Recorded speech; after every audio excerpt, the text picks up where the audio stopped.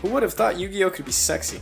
The cute colors, the adorable face, how can you not fall in love with this figure? I believe I've owned the Dark Magician Girl card at least 3 times in my lifetime, so this one particularly hits close to home.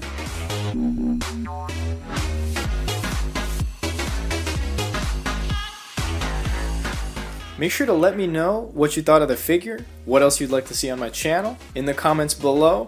Guys, if you haven't subscribed already, make sure to become a subscriber today. It doesn't cost you a thing. And enjoy the rest of your sexy Saturday.